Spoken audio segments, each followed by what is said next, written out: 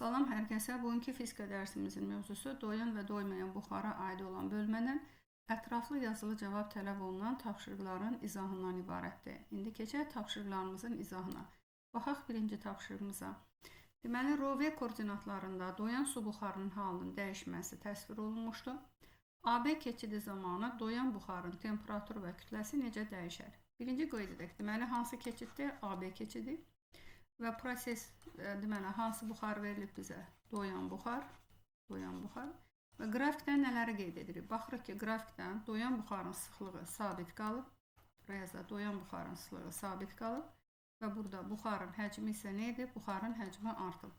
Bilirik ki, doyan buxarı ideal qaz qanununa tabe deyil. Buxarın sıxlığının sabit qalması üçün onun temperaturu sabit qalmalıdır. Deməli, T burada sabit qaldı. Buxarın temperaturu dəyişmir.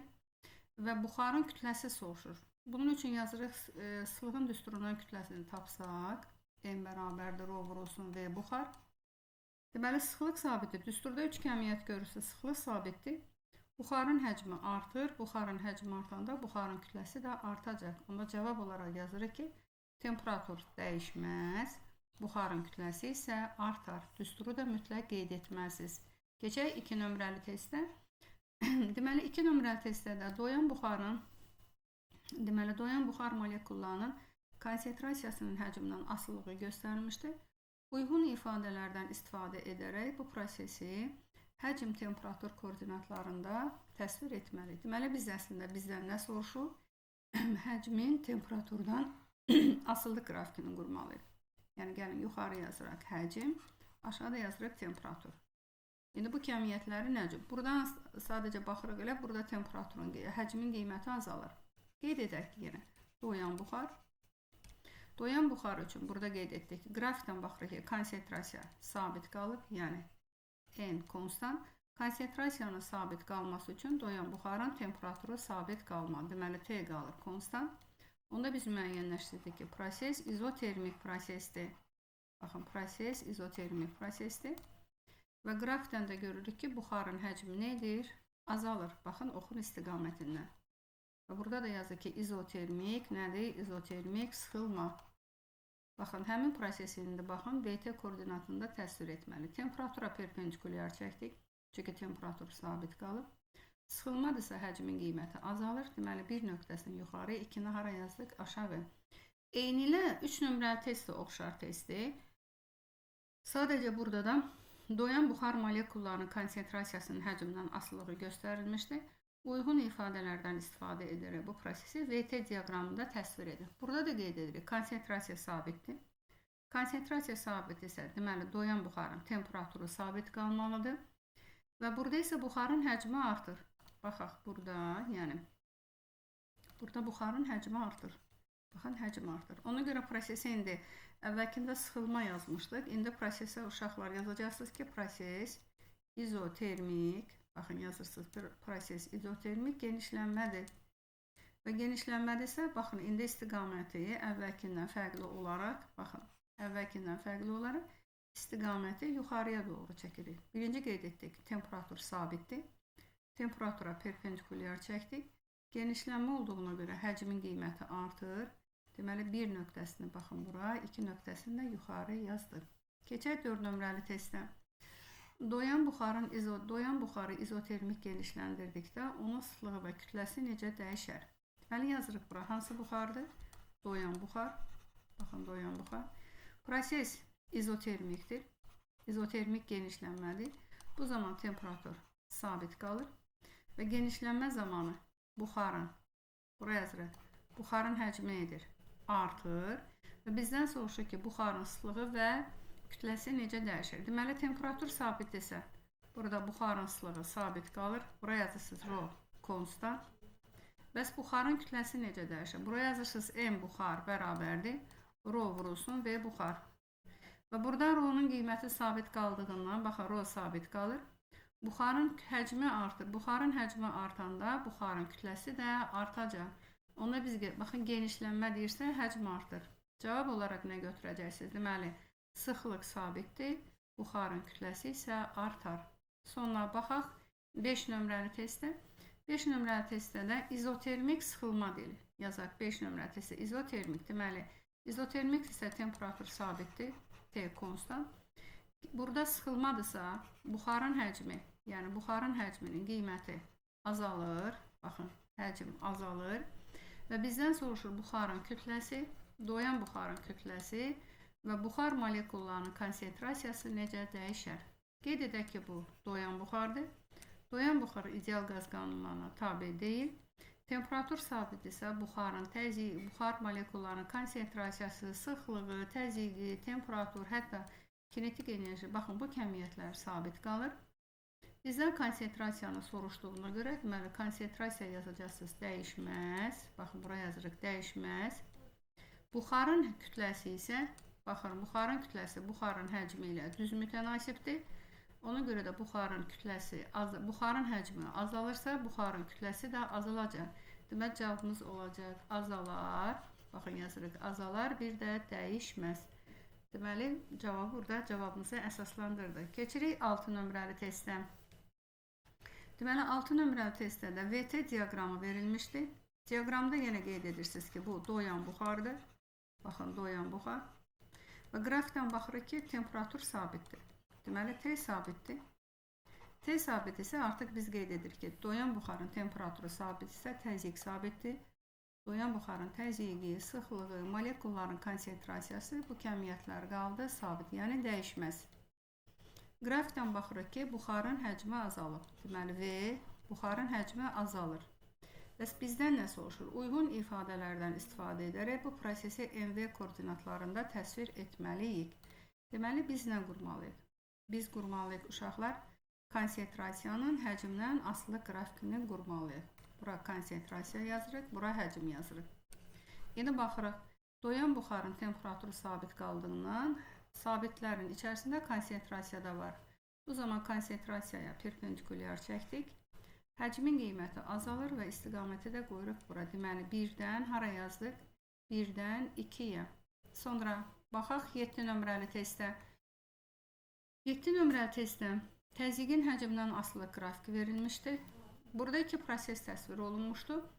Bu diaqramın AB və BC hissələrində buxarın konsentrasiyası necə dəyişir? Deməli, iki prosesdə AB prosesi, baxın yazırıq AB prosesi. AB prosesində temperatur sabitdir. Yazırıq T konstant. Temperatur sabit olub, təzyiq həcminə tərs mütənasibdir. Təzyiq həcminə tərs mütənasibdirsə, artıq burada, yəni təzyiq dəyişir. Bu Boyle-Mariotte qanunudur. Və ideal qaz Boyle-Mariotte qanunudur. Təzyiq həcminə tərs mütənasibdir. Və bu zaman konsentrasiyada, artıq konsentrasiyada dəyişir. Çünki AB hissəsi olacaq doymayan buxar. Baxın, AB hissəsini yazırıq. Hansı buxardır? Doymayan buxar.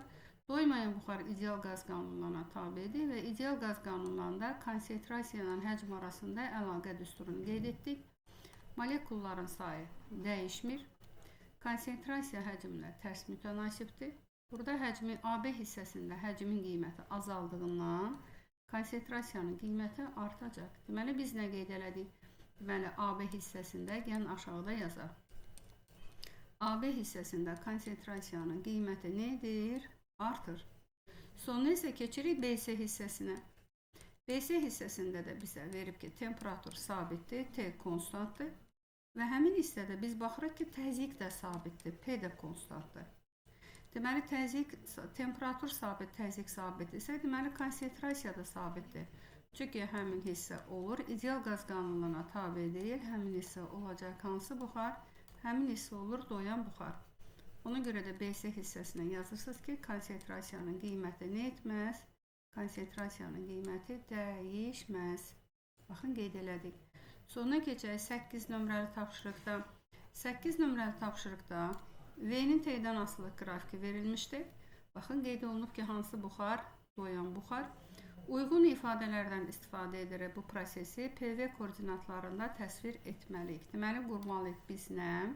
Baxın, biz qurmalıyıq. Təzyiqin həcmdən asılı qrafikini qurmalıyıq uşaqlar.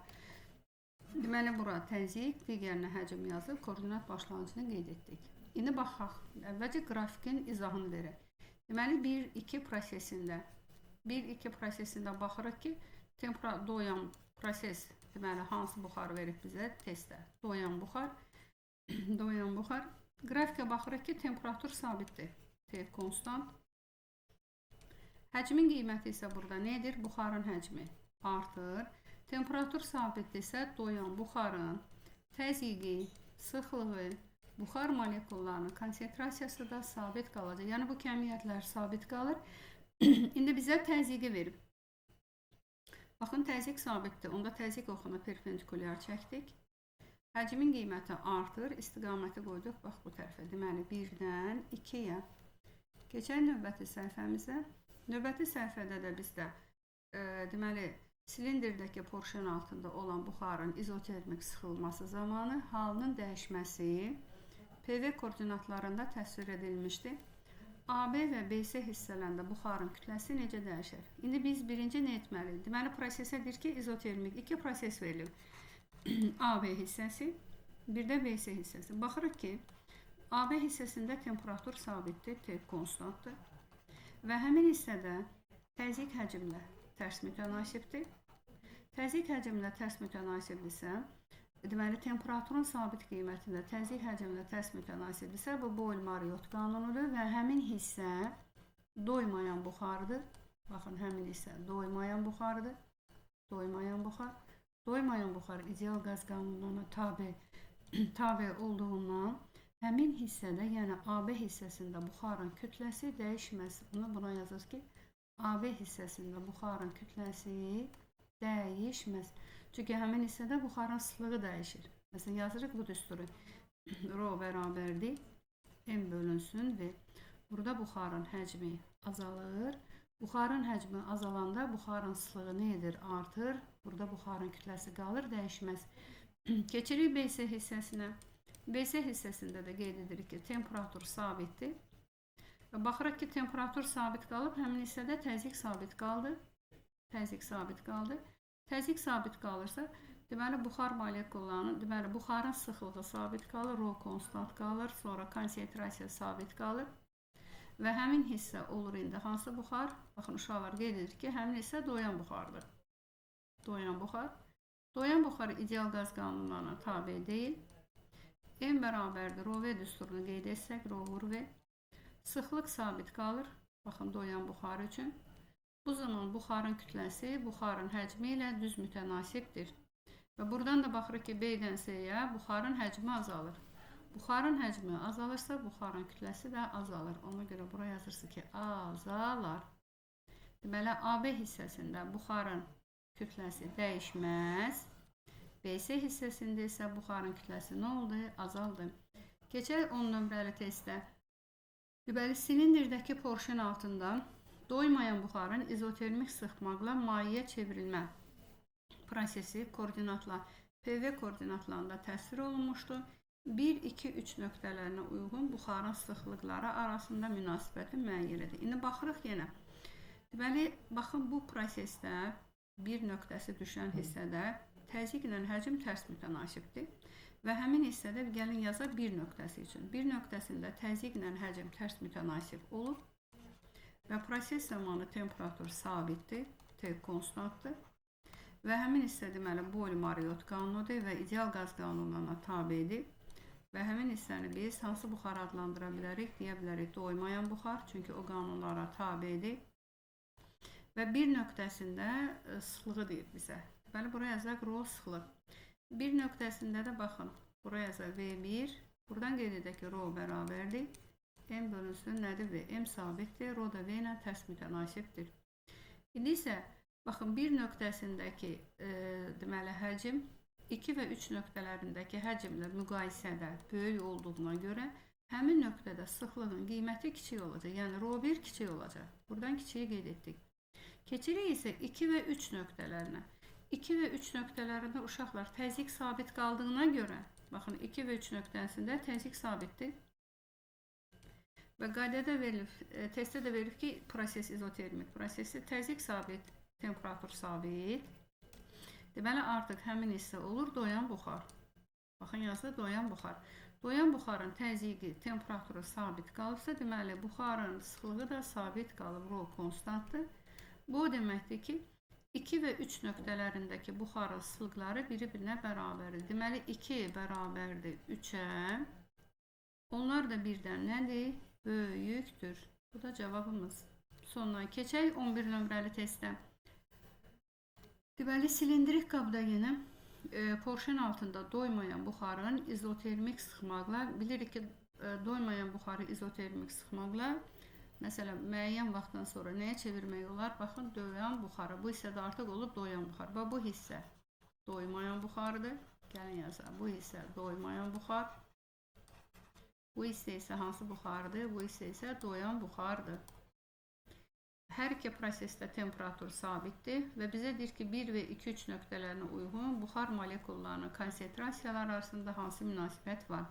Deməli, 2 və 3 nöqtələrində doyan buxar olduğuna görə təzyiq sabitdirsə, həmin hissədə konsentrasiya da sabitdir. Ona görə yazırıq ki, deməli 3-ün konsentrasiyası bərabərdir 2-nin konsentrasiyasına, bəs bir nöqtəsində. Bir nöqtəsində isə tamamilə buxardır.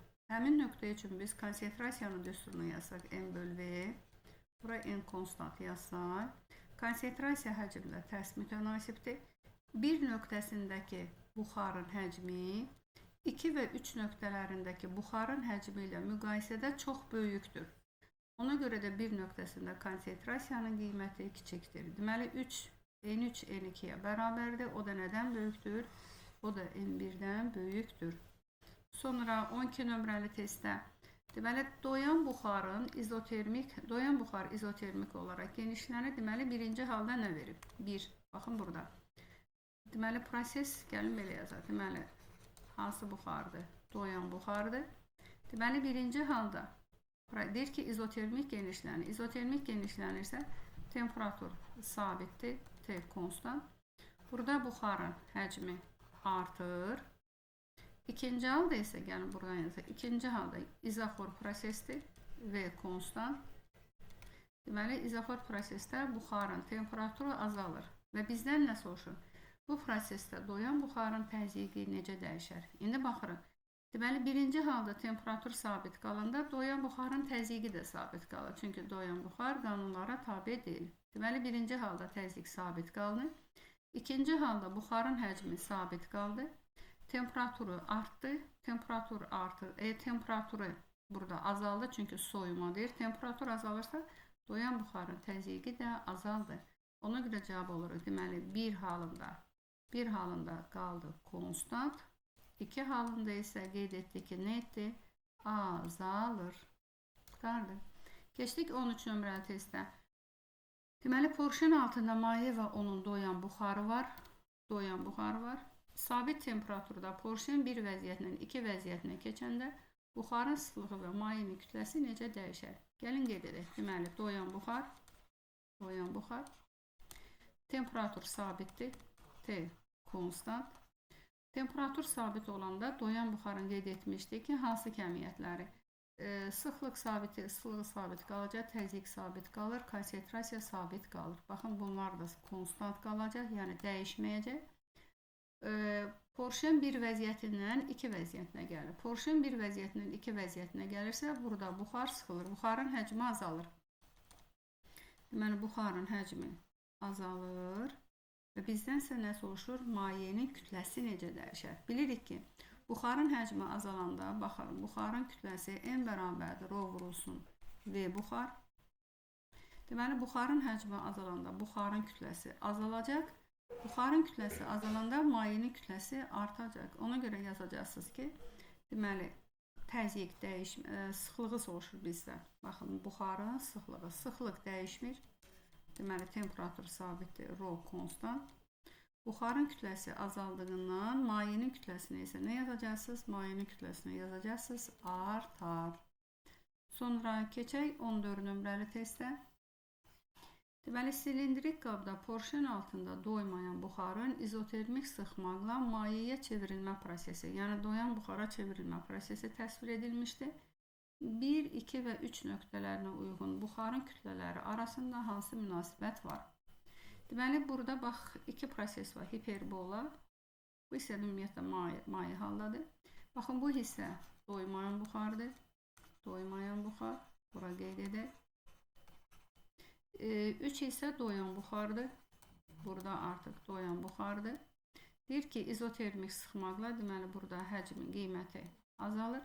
İzotermik sıxmaqla maye çevrilmə prosesi təsvir edilmişdir. Deməli 1 və 2-də birinci yazar 1 və 2 nöqtələri üçün. 1 və 2 nöqtələri üçün temperatur sabitdir, T konstantdır. Həmin nöqtələrdə təzyiq həcmlə tərs mütənasibdir. Və temperatur sabit təzyiq həcmlə tərs mütənasibdirsə, bu olacaq Boyle-Mariotte qanunu. Deməli, Boyle-Mariotte qanunu isə həmin hissə olacaq doymayan buxar. Bax, burada qeyd etmişəm, doymayan buxar. Doymayan buxar ideal qaz qanununa tabe olduğundan, ideal qaz qanunlarında kütlənin qiyməti nə qalır? Sabit qalırdı. Ona görə də 1 və 2 nöqtələrində uşaqlar 1 və 2 nöqtələrində buxarın kütlələri bir-birinə bərabərdir və daha ən çoxdur. Yəni burada tamamilə buxardır. İndi gəlir 3 nöqtəsi. 3 nöqtəsinə gəldikdə isə artıq təzyiq sabitdir. Baxırıq 3 nöqtəsində. 3 nöqtəsində də yenə qeyd edirik ki, temperatur sabitdir, T konstantdır. Və baxırıq ki, qrafikdə təzyiq də sabitdir, P konstantdır. Və deyirik ki, bu artıq hansı buxara çevrilib? Doyan buxardır. Və həmin nöqtədə doyan buxarın kütləsi buxarın həcmi ilə düz mütənasibdir. Çünki M bərabərdir, rho vur V düsturunu yazırsınız. Çünki təzyiq sabitdirsə, sıxlığı da sabitdir, rho-nun qiyməti də sabit qalır. Rho sabit qalır, buxarın həcmi azalır. Buxarın həcmi azalanda buxarın kütləsi də azalacaq. Deməli 1 və 2 böyükdür nədən? 3-dən. 3-də nədir? Ən kiçik kütlədir. Sonra keçək 15 nömrəli testdən. Deməli 15 nömrəli testdə doyan buxarın təzyiqinin həcmdən asılılıq diaqramındakı nöqtələrə uyğun temperaturlar arasında münasibəti müəyyən edən. Əvvəlcə nəyi yadımıza salaq? Bilirik ki, doyan buxarın təzyiqi, baxın ayrıca qeyd edək özümüzə. Doyan buxarın təzyiqi, yəni P, sonra buxarın sıxlığı, buxar molekullarının konsentrasiyası həcmdən asılı deyil. Bunun üçün indi gəlin buradan onu qrafik üzərindən göstərək. Deməli təzyiq, doyan buxar üçün təzyiq, baxın, asılı deyil, həcmdən asılı deyil. Və buradan da baxdıq ki, baxın 1 və 2 nöqtələrində doyan buxarın təzyiqləri bərabərdir. Onlar da nədən böyükdür? 3-dən böyükdür. Bilirik ki, doyan buxarın təzyiqi temperatura görə dəyişir. Məsələn, qrafiklər qururduq. Biz doyan buxarın təzyiqi üçün temperaturdan asılı qrafiki qurulanda belə bir parabola qrafiki qurmuşduq. Ona görürük ki, 1 və 2 nöqtələrində təzyiqlər bərabər olub 3-dən böyükdürsə, deməli, həmin nöqtələr üçün temperaturlar da bərabər olub. T1 T2-yə bərabərdir, böyükdür T3-dən. Çünki temperatur böyük olanda təzyiqi də böyükdür. Sonra keçək digər səhifəmizdə. Deməli 16 nömrəli testdə 100 dərəcə Selsi temperaturunda götürülmüş 100 qram su buxarı kondensasiya olunduqda və alınan suyun temperaturu 50 dərəcə Selsiyə qədər azaltdıqda nə qədər istilik miqdarı ayrılar? Əvvəlcə gəlin qrafikini quraq. Belə bir qrafik üzərindən gedək. Deməli temperaturun ayrılan istilik miqdarından asılı qrafikini quraq. Baxaq birinci halda. Baxın, birinci halda nə qururuq burada? Deməli, temperatur 100 dərəcə Selsidir. Burada 100 dərəcə Selsini qeyd edirik. 100 dərəcə Selsi temperaturunda götürülmüş 100 qram su buxarı kondensasiyadır. Bilirik ki, kondensasiya buxarın mayeye çevrilməsidir və həmin hissədə temperatur nə qalır? Həmin hissədə temperatur sabit qalır. Burada T yazaq, burada Q yazaq. Sonra isə artıq tamamilə mayeye çevrildikdən sonra alınan suyun temperaturu 50 dərəcə Selsiyə qədər soyuyub. Baxın, buradan gəldi yazı. Neçə dərəcə Selsiyə? 50 dərəcə Selsiyə qədər soyuyub. Proses zamanı bizdən soruşur ki, ayrılan istilik miqdarının qiymətini hesabla. Q bərabərdir suala. Baxırıq, buradan baxın, buxar kondensasiya edirsə, buradan Q1 bərabərdir mənfi L. Sonra isə maye soyuyub, bu hissədə də Q2 bərabərdir Cm, nə yazırıq? Delta T. Və ümumi ayrılan istilik miqdarı Q bərabərdir mənfi L. Üstə gəlinə yazırıq Cm delta T. Və uyğun qiymətləri yazaq. Buradan Q bərabərdir mənfi L. L'in qiyməti 2,3 vurulsun 10 üstə 6-dır. 2,3 vurulsun 10 üstə 6. Kütlə 100 qram verib 100 qramı çevirsək. vurulsun yazırıq 0,1. Üstə gəl. C-nin qiyməti 4200'dür. Onu qeyd etdik. Vurulsun 0,1. Delta T. Baxın uşaqlar, bu proses belə gəlib. Delta T 50-dən 100'ü çıxırıq. 50-dən 100'ü çıxanda burada qalır -50. Buradan hesablamamızı aparaq. Baxın, buradan 1, 2, 0'ı 1 vursaq, 0,1'ə 1 onluq vursaq 1 qalır. Buradan da 2,3'ə vursaq. Deməli, burada olacaq bizdə 23 vurulsun 10^4. Buraya da 23 vur 10^4. Üstə gəl. Deməli, 0 vursaq bu 0,1'ə onluq 1 oldu. Sonra burada mənfi qalacaq. 4200'ü 5'ə vururuq. Deməli, 2 0'ı qeyd edək. 2 vur 5 0 1 yadda. 20 onu elədi neçə? 21. Və buradan da nə edə bilərik? Mənfi işarəsində ilə çıxarsaq bura. 10^-3 kənara çıxarsaq, mötərizə içərisində nə qalacaq?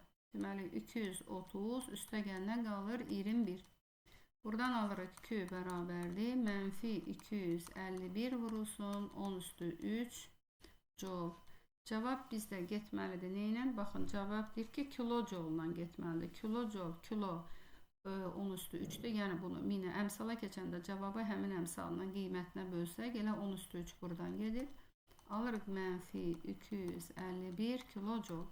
Uşaqlar, burada aldığımız mənfi işarəsi proses zamanı istiliyin ayrılması deməkdir. Yəni azaldıqda nə qədər istilik miqdarı ayrılacaq?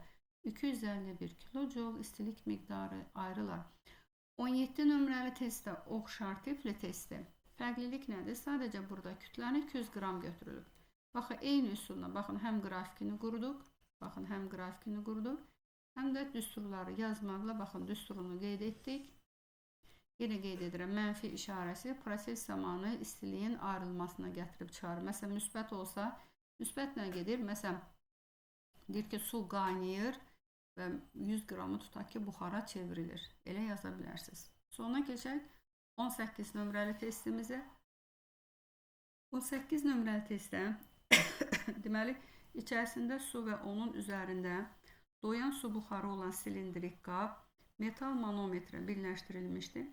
Sabit temperaturda, deməli, proses zamanı temperaturu sabit qoyub, T konstant, bunu qeyd edin. Sabit temperaturda porşeni buxarın həcminin, yəni V1 bərabərdir V halından, V2 bərabərdir 3V-yə qədər hərəkət etdirək. Yəni porşeni, baxın, bir vəziyyətindən 2 vəziyyətinə gətirdilər. Bu zaman manometrin göstərişi dəyişmədi. Təzyiq sabit qaldı. P konstant. Deməli, temperatur sabit, həcm dəyişir, təzyiq sabit qalırsa, deməli, həmin hissədəki buxar hansı buxardır? Həmin hissədəki buxar doyan buxardır. Lakin, deməli, V2 həcmindən başlayaraq, ikinci al. V2 bərabərdir 3V. V2 həcmindən başlayaraq porşeni V3 bərabərdir 5V həcminə, indi porşeni yenidən 3 həcminə, V3 həcminə qədər sonraki hərəkəti zamanı manometrin göstərişi azaldı. Temperaturu yenə sabitdir. Manometrin təzyiqi burada azaldı. Baxın, təzyiq azaldı. Artıq burada təzyiq dəyişdi. Deməli, bu deməkdir ki, doyan buxar çevrilib olub hansı buxar? Doymayan buxar. Buraya yazaq olub hansı buxar? Doymayan buxar. Və deyir ki, bir vəziyyətində buxarın kütləsi, gəlin yuxarı yazaq. Deməli, bir vəziyyətində buxarın kütləsi 20 qram olub əvvəldə. Birinci halda doyan buxarda. Doyan buxar ideal qaz qanunlarına tabe deyil. Təzyiqi sabit isə burada sıxlıq da sabitdir, rhosu da konstantdır. Onda doyan buxarın kütləsi, yəni bir halından 2 halına keçəndə yazaq rho vurulsun V. Rho sabitdir, kütlə həcmlə düz mütənasibdir. Onu da burada qeyd edək. Deməli, bir vəziyyətdən 2 vəziyyətinə keçəndə buxarın kütləsi 3 dəfə artır. Çünki həcm 3 dəfə artıb. Onu yazaq. M2 bərabərdir 3M1. Bir vəziyyətində kütləsi 20 qramdırsa, onda 2 vəziyyətində kütləsi neçə olacaq? 60 qram. Bəs deyir ki, 3 vəziyyətində buxarın kütləsini hesabla. İndi biz bura qeydlər apardıq. Deməli, 2 vəziyyətindən 3 vəziyyətinə keçəndə temperaturun sabit qiymətində T yenə konstantdır. Çünki proses zamanı temperaturu sabit vermişdi bizə. Baxın, proses sabit temperaturda gedir. Temperatur sabitdir. təzyiq, həcm artıb, təzyiq azalıb. Artıq burada olur ideal qaz qanunlarına tabe, yəni Boyle-Mariotte qanunu ödənilir və ideal qaz qanunlarında da kütlənin qiyməti nə qalır? Sabit qalır.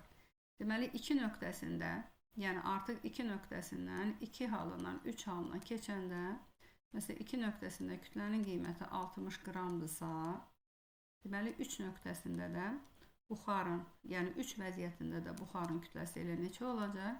60 qram. Cavabımız oldu 60 qram. Keçək növbəti testə, növbəti tapşırığımıza.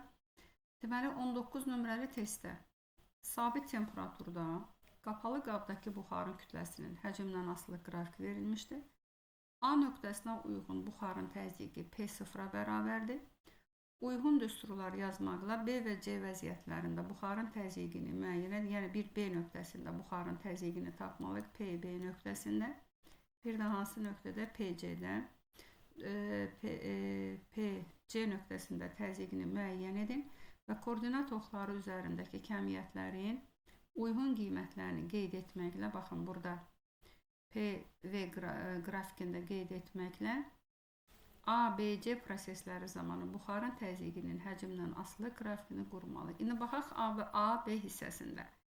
Əvvəlcə qeyd edək. Deməli, A nöqtəsində buxarın təzyiqi bizə P0 verilir. İndi baxırıq, AB keçidində buxarın həcmi artıb, həcm artanda kütlə də artıb. Deməli, buxarın kütləsi ilə həcmi burada ikisi də artıb. Deməli, həmin AB keçidi, uşaqlar, AB keçidi olub doyan buxar. Deməli, hansı buxardır? AB keçidi doyan buxardır. Doyan buxar ideal qaz qanunlarına tabe deyil. Çünki, məsələn, burada yazaq ki, M bərabərdir, ρV yazaq.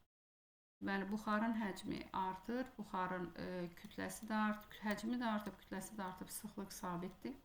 Orada konsentrasiya da sabitdir.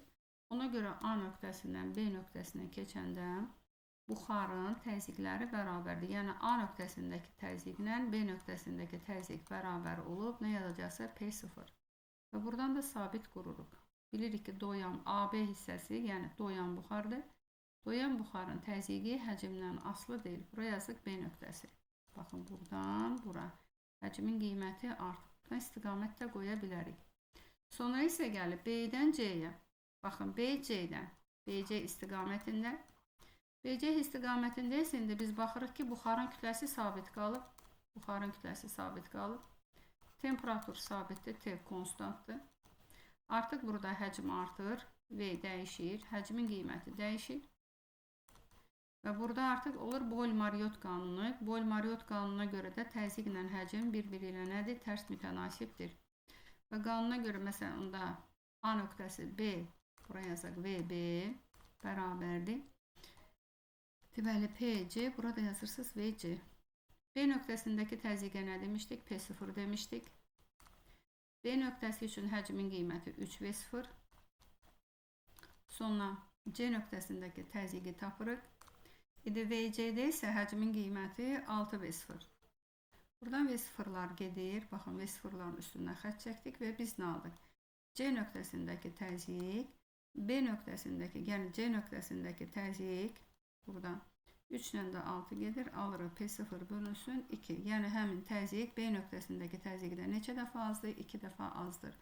Deməli, təzyiqin qiyməti 2 dəfə azaldı. Buraya yazırsınız P0 bölünsün, nə yazırsınız? 2. Və təzyiqlə də həcm tərs mütənasibdir. Baxın, gəlirik bu hissəyə. Buradan da gəlirsiniz, təzyiqin qiyməti neçə dəfə azaldı? 2 dəfə azaldı. Yenə qeyd edək, bax, bu hissəyə qrafik üzərində də yazıram uşaqlar. Bura doyan buxardır. Bu hissə isə hansı buxardır? Doymayan, buraya yazaq, doymayan buxar. Doymayan buxar ideal qaz qanunlarına tabedir. Onda BC hissəsində hansı qanun ödənilir? BC hissəsində Boyle-Mariotte qanunu ödəniləcək. Boyle-Mariotte qanunu ödənilir və Boyle-Mariotte qanununa görə də təzyiq həcmlə tərs mütənasibdir. Və aldıq ki, nədir? ABC nöqtəsində də təzyiqin qiyməti olub P0/2. Keçək digər testimizə. Baxaq 20 nömrəli testə. Deməli, sabit temperaturda, qapalı qabda qeyd edək. Deməli, proses zamanı temperatur sabitdir, T konstantdır. 2 proses var burada. Deməli, 1-dən 2-yə.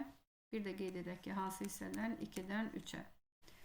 Qrafik kütlənin həcmi, buxarın kütləsinin həcmindən asılı qrafik verilmişdir. Bir nöqtəsinə uyğun buxarın təzyiqi P0-dır. Baxın, burada bir nöqtəsi verib, ayrıca qeyd edək. Deməli, bir nöqtəsində buxarın təzyiqi P0-dır. Və bizdən soruşur ki, 2 nöqtəsində və 3 nöqtələrində buxarın təzyiqləri nəyə bərabər olar? Deməli, 2 nöqtəsində, bir də 3 nöqtəsində təzyiq soruşulur. Baxın, sual işarəsi qoyaq. İndi baxırıq qrafikimizə. Deməli, 1-dən 2-yə keçəndə həcmlə buxarın kütləsi ilə, baxın, 1-2 prosesində buxarın kütləsi buxarın həcmi ilə düz mütənasibdir. Bu zaman M bərabərdir, Rho düsturunu qeyd etsək, deməli, M ilə kütlənin həcm düz mütənasibdirsə, həmin hissədə slıq sabit qalır. Rho nə qalır? Rho sabit qalır və biz müəyyənləşdiririk ki, 1 və 2 hissəsi doyan buxardır. Baxın, buraya yazırıq. Hansı buxar? Doyan buxar. Onda doyan buxardırsa, orada təzyiqin qiyməti də dəyişməyəcək, P də konstant qalacaq. Bu isə o deməkdir ki, 2 nöqtəsindəki təzyiqin qiyməti uşaqlar 1 nöqtəsindəki təzyiqin qiymətinə bərabər olub, o da nə deyilə? P0-dır. Deməli, 2 nöqtəsindəki təzyiqə biz nə aldıq? 2 nöqtəsindəki təzyiq 1 nöqtəsindəki təzyiqə bərabər olub, P0-dır. Keçirik 3 nöqtəsinə. 3 nöqtəsinə çatanda isə artıq biz görürük ki, burada buxarın kütləsi sabit qalıb. M sabit qalıb. Buxarın həcmi artıb. Baxın, buxarın həcmi artıb. Buxarın həcmi artıbsa və temperatur sabitdir, T konstantdır. Deməli, kütlə sabit, temperatur sabit. Artıq burada doymayan buxardır. Buraya yazarıq, doymayan buxar.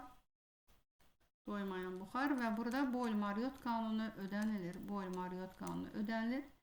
Və biz tapmalı ki, burada təzyiq necə dəyişər? Ona yazırıq. Boyle-Marriott qanununa görə gəlin aşağıda yazır. Deməli, P3 V3 bərabərdir. P2 nə yazırıq? V2-yə. Buradan biz P3'ü tapmalıyıq. P3 bərabərdir. Yəni 3 nöqtəsinə uyğun təzyiqi təyin etməliyik. Burada yazaq nədir? V3'ün qiymətini. İndi gəlin yazaq. P2'yə nə demişdik? P2'yə P0 demişdik. Buraya yazaq P0. Sonra burada qiymətlər gedir. Bölgülər arası eyni. Məsələn, bura 1 deyək.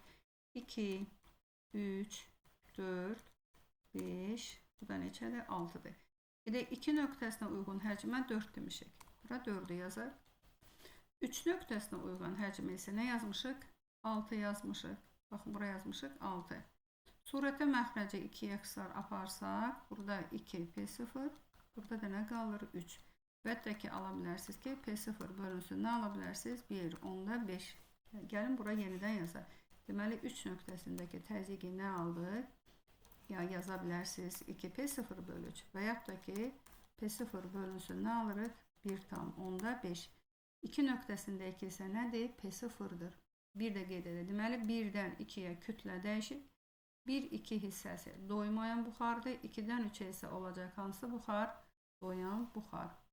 Sondan keçək 21 nömrəli testimizə. 21 nömrəli testdə 2 proses təsvir olunmuşda AB və BC hissəsi. Məsələn, belə də yaza bilərik. AB hissəsi. AB hissəsində hər iki prosesdə temperatur sabitdir. Buraya yazırsa T konstant.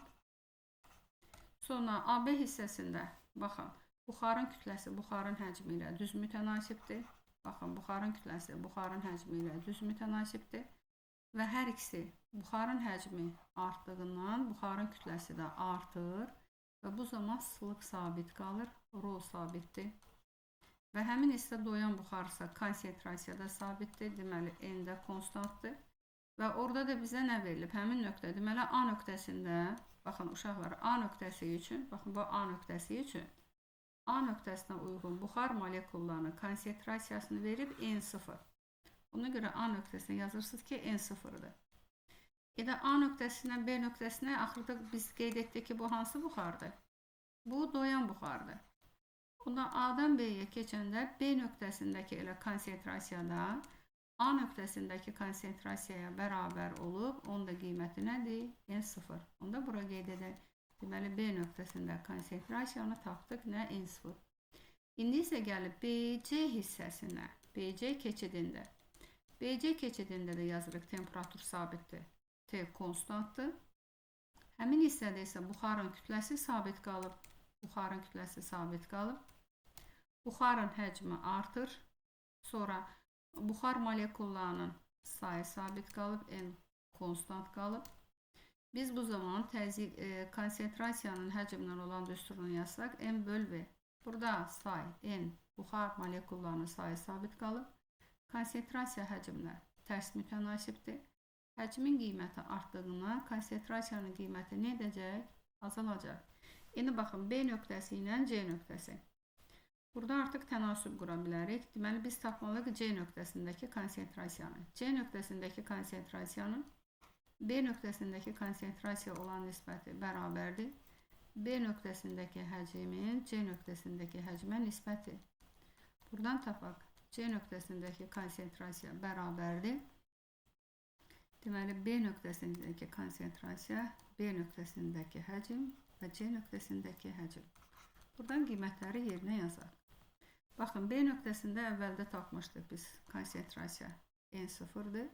Bəs B nöqtəsinin həcmi, gəlin buraya yazaq, bölgülərdən işləyik. Deməli, 1, 2, 3, 4, 5, 6, 7, bura nə yazıq? Bura yazıq 8. Deməli, B nöqtəsindəki həcmin qiymətini bizə nə verib? 4 verib.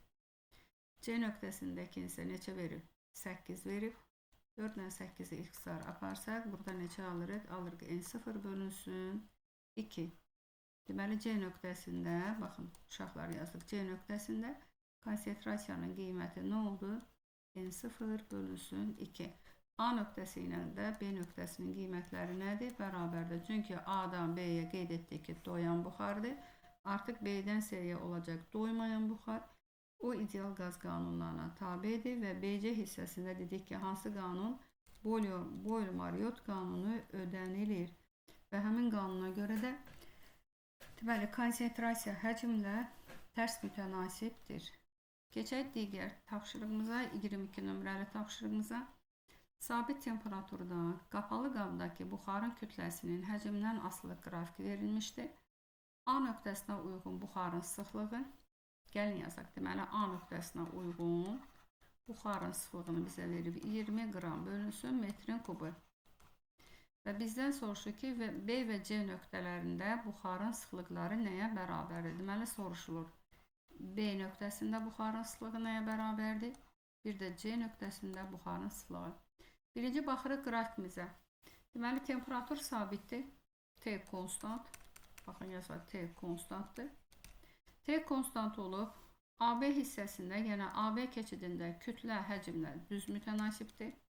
Kütlə, buxarın kütləsi buxarın həcmi ilə düz mütənasib verilib.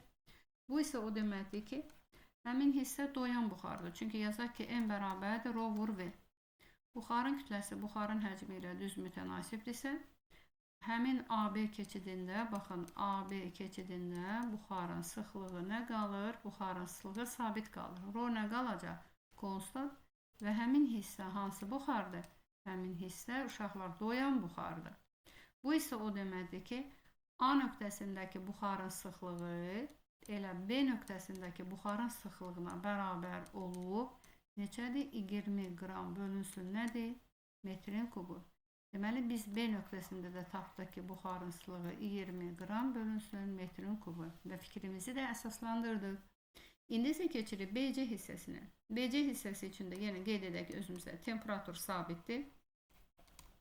Və baxırıq ki, BC hissəsində kütlə də sabitdir. Buxarın kütləsi sabit qalıb. Sabit qalıb. Və buxarın həcmi artıb.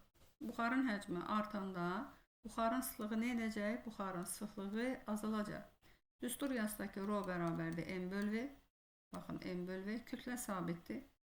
Rho V ilə tərs mütənasibdir. Tənasüb qrup tapa bilərsiniz. Məsələn, rho C bölünsün rho B bərabərdir. B nöqtəsindəki həcm, bu da C nöqtəsindəki həcm. Burada rho C nöqtəsinə uyğun sıxlığı tapsaq, deməli, buraya yazırsınız rho V vurulsun VB bölünsün nədir? VC. İndi B nöqtəsindəki sıxlığı neçə tapmışıq? B nöqtəsindəki sıxlığı, baxın, B nöqtəsindəki sıxlığı tapmışıq 20. Buraya yazıq 20. Yazdıq 20. Sonra keçirik nədir? Baxın, B nöqtəsindəki həcmə nədir verilib? Həcmin qiyməti 2V0-dır. Buraya yazırsınız 2V0. C nöqtəsində həcmin qiyməti 4V0-dır. Bura yazısı 4V0. Buradan 2V0-dan baxın, bu V0, burada bir 2 qaldı. 20-ni də 2-yə böləndə, onda C nöqtəsi üçün həcmin qiyməti neçə aldıq? 10 qram bölü metrin kubu. Gəlin buraya yazırıq. 10 qram bölünsün metrin kubu aldıq. Çünki ətraflı yazılır. Deməli, birinci yazdıq biz AB keçidi üçün. Baxın, AB keçidi üçün. Sonra isə yazdıq hansı hissə? BC hissəsi üçün. Burada nə qeyd etdik? Deməli, birinci hissə, baxın, AB hissəsinə dedik ki, hansı buxar? Doyan buxar. BC hissəsinə dedik, doymayan buxar. Doymayan buxar ideal qaz qanununa tabedir və həmin hissədə Boyle-Marriott qanunu ödənilir və Rho V ilə tərs mütənasibdir və buradan da müəyyənləşdirdik. Deməli, bugünlük bu qədər. Deməli, bugün uşaqlar biz sizinlə doyan və doymayan buxar mövzusundan ətraflı yazılı cavab tələb olunan tapşırıqların izahı ilə tanış olduq. Kanala abunə olub paylaşmağı unutmayaq. Növbəti videolarda görüşərik. Sağ olun.